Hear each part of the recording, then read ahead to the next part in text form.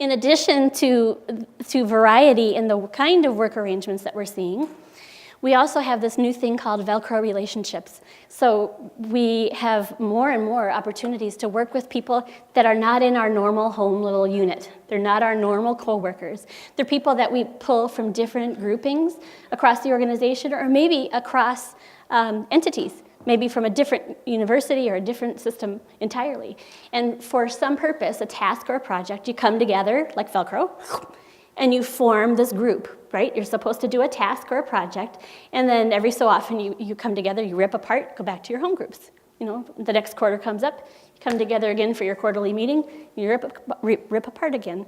What that tends to force is a different kind of getting to know you and getting the team off on the right foot and getting to productivity than you have with your luxury of seeing people every day in your home group.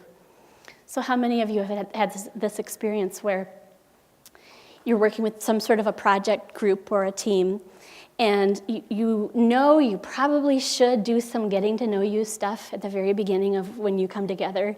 You know, at least share names and communication style, or if you've done your Myers-Briggs, you could share your type, that kind of thing.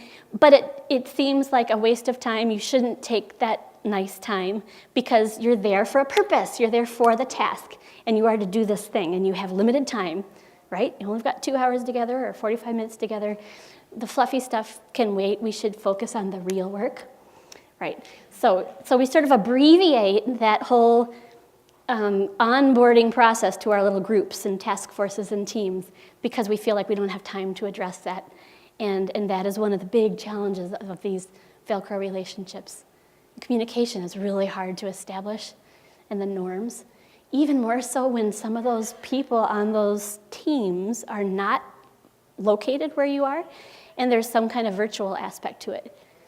It just makes it harder for us to sort of soak up the clues about what the person's like without seeing them face to face.